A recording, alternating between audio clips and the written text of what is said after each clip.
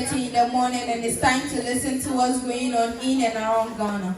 Welcome to the General News segment on Swesco Agenda. I am your leader, Koalina Madate, and I'm doing this with Ekia Saranyako. Now the headlines. Agri-Fair by Channel 1. Expect more cancellations, WAEC warns. Fire outbreak at Tema Heavy Industrial Area. University of Ghana sanctions over 100 students. Now the news in detail. Channel 1 TV's Agri-Fair. You can't miss it. From Friday, June 20th to Sunday, June 22nd, Channel 1 TV's Agri-Fair will put the spotlight on Ghana's fresh farm produce at the Efua Sutherland Children's Park in Accra. The 3-day event offers a unique opportunity to buy directly from local farmers, with everything from fruit and vegetables to livestock and fish, all freshly harvested and sold at affordable prices. It's a celebration of Ghana's agricultural richness brought straight to your basket. Agri-Fair is expected to attract commercial farmers, agri-tech innovators, input suppliers, agro-processors, distributors, and everyday consumers. This unique blend of stakeholders will foster meaningful conversations, business partnerships, and knowledge sharing across sectors such as livestock, fisheries, aquaculture, food crops, and agro-processing.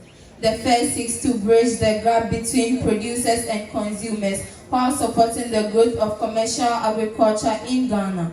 If you care about food, farming, or the future of Ghana's economy, this is one event you simply can't miss. Moving on, 2025 BEC. Expect some cancellations, WAEC warns.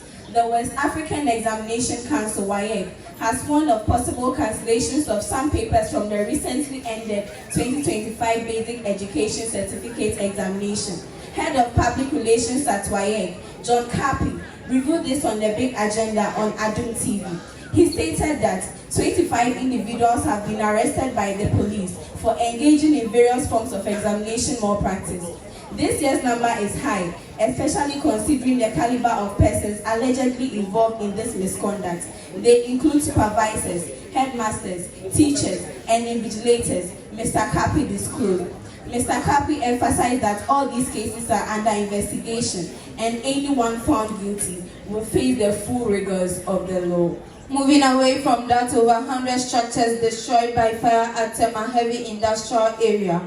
Scores of residents and business owners are counting their losses after a devastating fire swept through over 100 wooden structures at the Tema Heavy Industrial Area on Wednesday, June 18, 2025. The blaze, which started around 11 p.m. on June 18, is believed to have originated from a kiosk where cooking was taking place.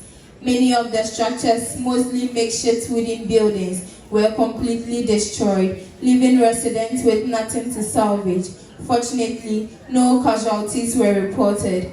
However, victims have expressed frustration over what they describe as a slow response from the Ghana National Fire Service.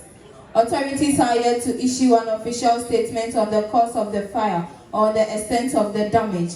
Meanwhile, displaced residents are appealing for urgent support as they come to terms with the destruction.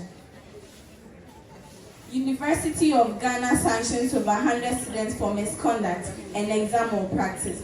The University of Ghana has published a list of 115 students sanctioned for various acts of misconduct and examination malpractice, following a decision by the academic board.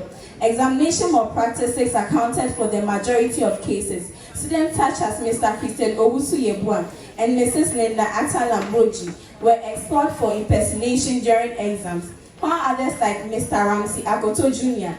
received grade Z for leaving the examination hall with answer booklet. Possessions of unauthorized materials, including mobile phones and written notes, led to penalties such as grade X or grade Z, depending on the severity of the offense. The notice signed by the registrar, Mrs. Emilia A.J. Mensah, emphasized the importance of adherence to university regulations, stating, all students are advised to familiarize themselves with university regulations and conduct themselves in a manner befitting members of our community. The notice was distributed to all university employees and students, with copies sent to senior administrators. This brings us to the end of the journal news segment on Swesco Agenda. Our news editor was Christabel Asa Agotson and our news producer was Mr. Godwin Naughty. Follow us on all our social media handles on Facebook, TikTok, Instagram, and YouTube at Swesco Agenda. Once again, I was your leader, Colina Madato, and I did this with Eke Asare Nyako.